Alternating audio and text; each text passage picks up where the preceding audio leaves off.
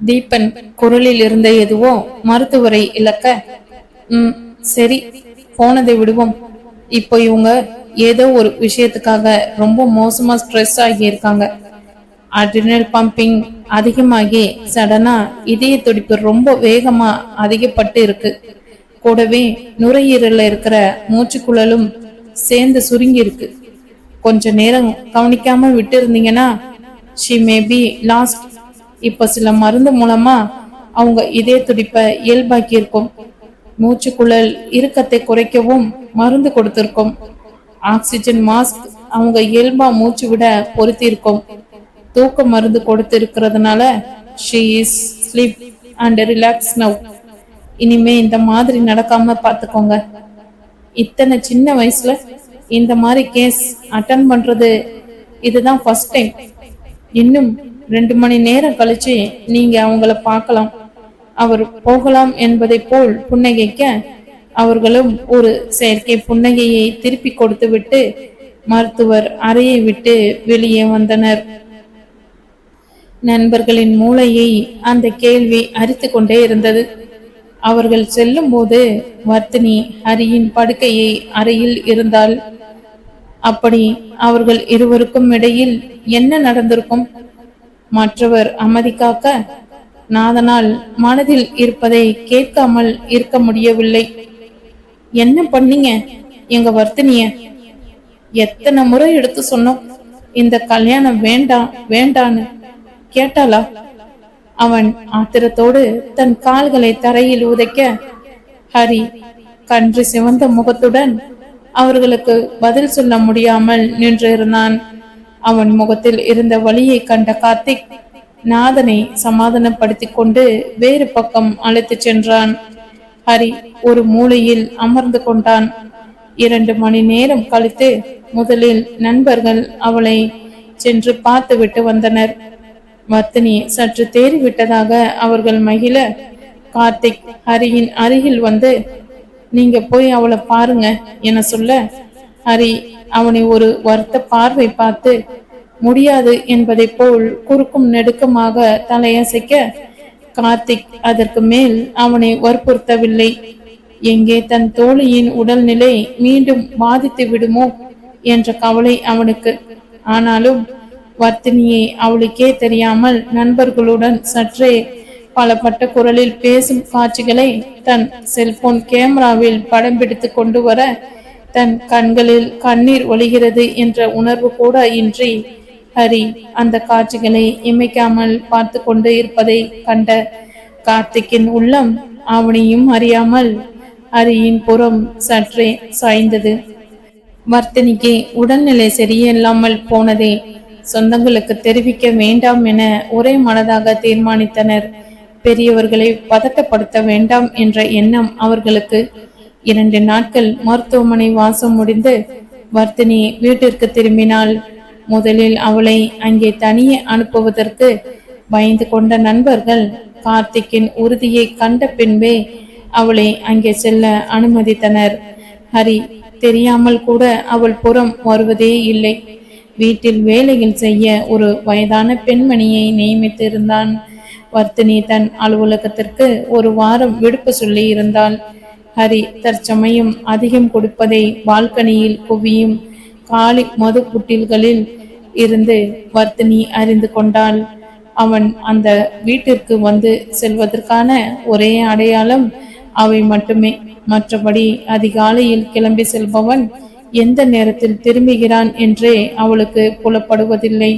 குழந்தைகளுக்குடனான விளையாட்டை ஹரி அவள் உடல்நிலை காரணம் காட்டி நிறுத்தியிருந்தான். அவர்கள் பார்க்கில் விளையாடுவதை வர்த்தினி பால்கனியில் இருந்து ரசித்து பார்ப்பாள். ஆயிற்று 1 வாரம். விடுப்பு கழிந்து வர்த்தினி அலுவலகம் செல்ல வேண்டிய நாளும் வந்தது. வழக்கம் போல் வர்த்தினி தன் வண்டியை கிளப்ப அது கிளம்ப மாட்டேன் என்று அடம்பிடிக்க, வர்த்தினிக்கு ஏனோ ஹரி தன்னை முதல் நாள் அலுவலகம் அழைத்து சென்ற காட்சி மனதில் ஓடியது. ஏனோ அதை உடனே விரட்டியவள் ஒரு ஆட்டோ பிடித்து அலுவலகத்தை சென்று அடைந்தாள். அலுவலகத்தில் அனைவரும் அவள் உடல் நலம் பற்றி விசாரித்தனர். அவளை கூப்பிட்டு அனுப்பிய சர்மா அவளை ஒரு ஆராயும் பார்வை பார்த்து கொண்டே, ஆர் யூ ஆல்ரைட் டியர் என மென்மையாக வினவ, அவர் முகத்தை பார்த்து புன்னகைத்தவள், உங்களை தூக்கி சுத்துற அளவுக்கு ஐ எம் பர்ஃபெக்ட்லி ஆல்ரைட் என விடை தர, அவள் கிண்டலில் சற்று நேரம் வாய்விட்டு சிரித்தவர், okay Vardhini, no more jokes. இன்னைக்கு ட்ரைனிங் ஏரியா விசிட் போகணும், ஞாபகம் இருக்குல்ல?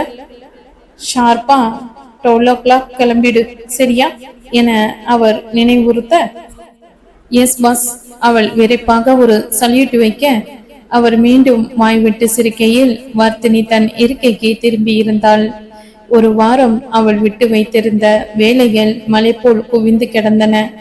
அவள் நண்பர்கள் வழக்கமான நேரத்தில் அழைக்க வர்த்தினி அவர்களுடன் உற்சாகமாக உரையாடிவிட்டு தன் தாய்க்கு தானே அழைத்துவிட்டு சற்று நேரம் தன் தாயிடமும் தங்கிகளிடமும் உரையாடியவள் போனை வைத்துவிட்டு தன் அலுவலில் மூழ்கினாள். சரியாக 12 மணிக்கு ஓட்டுநர் வந்து அழைக்க வர்த்தினி தன் கையில் சில ஃபைல்களையும் ஆபீஸ் கேமராவையும் எடுத்துக்கொண்டு பின் இருக்கையில் அமர்ந்து கொண்டு தன் கண்களை அசதியில் மூடிக்கொண்டாள். ஆனால் அவள் மூளை அவள் அலுவலகத்தில் இணைந்த புதிதில் நடந்த நினைவுகளை திருப்பி பார்க்க தொடங்கியது. வர்த்தினி எதிர்பார்த்ததை விட அவள் அலுவலகத்தில் அவளுக்கு வேலை பளு அதிகமாக இருந்தது. தினமும் அனைத்து மாவட்டங்களில் இருந்தும் தினமும் பரிசோதனை செய்து கொள்ளும் அனைவரின் விவரமும், அதில் எத்தனை பேர் புதிதாக நோய் உள்ளவர்கள் என கண்டறியப்பட்டார்கள் என்ற விவரமும் இவர்களுக்கு வரும். அவர்கள் அதை டேட்டா மாடலில் மாற்றி டெல்லிக்கு அனுப்பி வைக்க வேண்டும். மேலும் தமிழகத்தில் உள்ள மொத்த ஏஆர்டி மையங்களுக்கு தேவைப்படும் நிதியும் இவர்களையே வந்தடையும். மாவட்டம் வாரியாக அதை பிரித்து கொடுக்கும் பணியும் இவர்களையே சார்ந்ததே. வேலை தினம் இழுத்து கொண்டேதான் செல்லும். அதை இவளுக்கு கீழே 5 பணியாளர்கள் இருந்தும் எல்லாம் வர்த்தினி சுலபமாக கையாண்டு விட்டாள். பணியில் உள்ள ஊழியர்களுக்கு தொற்று பற்றிய புதிய, ஆனால் இவர்கள் சில சமயம் மருத்துவ கண்டுபிடிப்புகள் பற்றியும் நம் நாட்டில் அதை தவிர்க்க கையாளப்படும் திட்டங்கள் குறித்தும் பயிற்சிகள் ஏற்பாடு செய்வார்கள். வர்த்தினி முதலில் அப்படி ஒரு பயிற்சியை மேற்பார்வை பார்க்க செல்லும் போது உண்மையில் அதிர்ந்துதான் போய்விட்டாள். அப்பொழுது ஷர்மா அவளுடன் இருந்தார். அந்த பயிற்சி இளம் வயதினர் பாலியல் விழிப்புணர்வு மற்றும் தொற்றை பெறுதலை தடுப்பதை பற்றியது. யாரோ ஒரு மருத்துவர் வகுப்பெடுக்க தொடங்கினார். வர்த்தினி ஏனோ தானோ என்றுதான் அமர்ந்திருந்தாள். ஆனால் கொஞ்ச நேரத்தில் அவள் முகம் முழுக்க சிவந்து விட்டது. அது ஆத்திரத்தினாலோ இல்லை அறியாமையினாலோ என்று அவளுக்கே தெரியவில்லை. அந்த பயிற்சியின் சாராம்சம் இதுதான். முதலில் இளம் வயதினரை திருமணத்திற்கு முன்பாக பாலியல் உறவை தவிர்க்க சொல்ல வேண்டுமாம். அடுத்து மணமான பின் ஒருவனுக்கு ஒருத்தி என்ற விதிமுறையை பின்பற்ற சொல்ல வேண்டுமாம். இது எதுவுமே எங்களுக்கு விருப்பமில்லை என்பவர்களுக்கு பாதுகாப்பாக உறவு வைத்துக் கொள்ளும் முறைகளை நாமே சொல்லித்தர வேண்டுமாம். வர்த்தினிக்கு தன் தலையை தானே சுவரில் கொண்டு போய் மோதிக்கொள்ள வேண்டும் போல இருந்தது. எங்கே போய் கொண்டு இருக்கிறது நம் சமூகம்? மேலும் அவர்கள் பாதுகாப்பு வழிமுறைகளில் உரைகள், அதை உபயோகிக்கும் முறை, அப்புறப்படுத்தும் முறை என விலாவரியாக விளக்கி கொண்டு இருக்க வர்த்தினியால் தன் தலையில் நிமிர்த்து கூட முடியவில்லை. மேலும் அவர்கள் காமத்தின் வகைகள் பற்றி பேசினார்கள். இந்த முறையில் தொற்றும் அபாயம் அதிகம் என விளக்கினார்கள். சிலர் இந்த காலத்தில் அதிகப்பட்டு வரும் ஒரே பாலினத்தை சேர்ந்தவர்கள் உறவு கொள்வதை பற்றி சில நேரம் விவாதித்து அதனால் ஏற்படும் பாதிப்புகளை தவிர்க்கும் வகை பற்றி அறிவுறுத்தினார்கள். கடைசியில் ஏதோ ஒரு கிராமத்தில் இந்த தொற்று உள்ளோருக்கு ஆலோசனை வழங்கும் ஒரு நலப்பணியாளர் பேசியது வர்த்தினியின் இதயத்தை வெடிக்கவே செய்துவிட்டது. தமிழ்நாட்டில் ஒரு கிராமத்தில் உள்ள இளைஞர்கள் விலை மாதுவை தங்கள் தேவைக்கு தீர்த்து கொள்ள தேடியதாக அவர் அறிவித்த போது இது உண்மை சம்பவம். வர்த்தினிக்கு மயக்கம் வராத குறைதான். இளம் வயது காதலை கூட ஒரு வகையில் சேர்த்து விடலாம். வெறும் காமம் தேடுதலை. 15 வயது பூர்த்தியான இளம் மாணவர்கள் எல்லாம் ஊரிலும் குடிக்கிறார்கள். இது அவள் அறிந்ததுதான். ஆனால் இந்த விஷயத்தை அவளால் ஜீரணித்துக் கொள்ள முடியவில்லை. பயிற்சியின் ஆரம்பத்தில் இருந்தே வர்த்தினியின் முகமாறுதல்களை ஆராய்ந்து கொண்டிருந்த சர்மாவின் முகத்தில் சுருக்கங்கள் தோன்றியதே வர்த்தினி அறியவில்லை. கடைசியாய் நம் நாட்டில் எத்தனை சதவீத இளம் வயதினர் தொற்றிற்கு உள்ளாக்கியுள்ளனர் என்பதையும் விலக்கி முடித்துவிட்டு பயிற்சி முடிய வர்த்தினி விட்டால் போதும் என அந்த இடத்தை விட்டு அவசரமாய் கிளம்பி விட்டாள். மறுநாள் சர்மா அவளை தன் அறைக்கு அழைத்த போது அவள் புன்னகை சிந்து முகத்துடன் தான் அவர் முன் நின்று கொண்டிருந்தாள். ஆனால் அவள் கேட்ட கேள்வியில் அவள் முகத்தில் இருந்த புன்னகை இருந்த இடம் தெரியாமல் மறைந்துவிட்டு, நேத்து நடந்த ட்ரெயினிங் பத்தின உன் ஒப்பீனியன் என்ன வர்த்தினி? அவர் கேட்டவுடன் சற்றும் தாமதிக்காமல் அவளிடமிருந்து விடை வெளிப்பட்டது. Total waste. அவளை நோக்கி தன் சாந்த புன்னகையை சிந்தியவர், ஒரு பொண்ணு ரோட்ல ஸ்விம் ட்ரெஸ் போட்டுட்டு போனா அவளை பற்றின உன் ஒப்பீனியன் என்ன என சம்மந்தம் இல்லாமல் கேள்வி கேட்க, ரிடிகுலஸ், கல்ச்சர் இல்லாத பொண்ணுன்னு நினைப்பேன். ஆத்திரத்தில் அவள் தன் பற்களை கடிக்க, அதே பொண்ணு நம்ம இந்தியாவுக்காக ஒலிம்பிக்ல நீச்சல் போட்டியில கலந்துக்கிறான்னு வை. நீச்சல் குளத்துல அவ நீந்திக்கிட்டு இருக்கான். அப்பவும் அவ ஸ்விம் ட்ரெஸ் தான் போட்டிருக்கான். உலகத்துல இருக்கிற எல்லோரும் இப்ப அவளை பார்த்துக்கிட்டு இருப்பாங்க.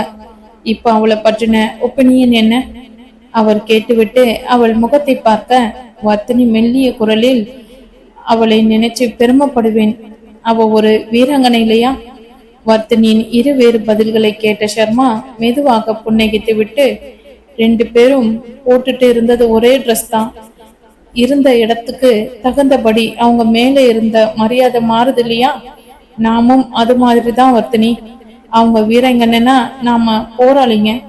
தொற்று நம்ம சமூகத்துல அதிகம் பரவாம இருக்க போராடுற போராளிங்க. நாம காமத்தை பத்தி விளக்குறது சீப்பான என்ஜாய்மெண்ட்டுக்கு இல்ல, அதை பற்றின விழிப்புணர்வை சமூகம் அடையதான். நாம் பாதுகாப்பு முறைகளை சொல்லி கொடுக்கறது எல்லோரையும் தப்பான வழியில போக தோன்றதுக்கு இல்லை. சில பேர் அப்படி தப்பான வழியை தேர்ந்தெடுத்தாலும் அவங்கள தொற்று பாதிக்காம இருக்கணும்னு தான் நம்ம நாட்டுல ஒழுக்கத்துக்கு கொடுக்கிற முக்கியத்துவம் வேற எந்த நாட்டிலையும் இல்லை. ஆனாலும் இங்க தொற்று பாதிக்கப்பட்டவங்க அதிகம். ஏன்னு என்னைக்காவது யோசிச்சிருக்கியா?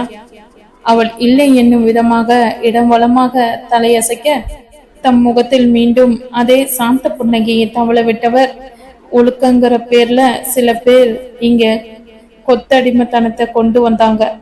விளைவு, மக்கள் நல்லவங்க வேஷம் போட திருட்டுத்தனமா தங்கள் தேவையை தீர்த்துக்க ஆரம்பிச்சாங்க. வெளிநாட்டுல 7 முறை டைவர்ஸ் பண்ணினாலும் மறுபடி கல்யாணம் தான் பண்றாங்க. யாரும் கள்ளக்காதல் பண்றது கிடையாது. ஆனா நம்ம நாட்டுல பேப்பரை திறந்தால் கள்ளக்காதலன், கள்ளக்காதலி. அப்பப்பா, இதுக்கெல்லாம் என்ன அர்த்தம் வர்த்தினி? பிசிக்கல் நீட் எல்லோருக்கும் அவங்க அவங்களுக்கு தகுந்த மாதிரி மாறும். நம்ம பொறுத்தவரை நாம ஒழுக்கமா இருப்போமா, அது வரைக்கும் சந்தோஷப்பட்டுக்கணும். அடுத்தவங்க வாழ்க்கையை விமர்சிக்கிற உரிமை நமக்கு கிடையாது. இதை எல்லோரும் புரிஞ்சுக்கிட்டாலே நம்ம நாட்டுல பாதி பிரச்சனை தீர்ந்துடும். அவர் தன் நீண்ட உரையை முடித்துக்கொள்ள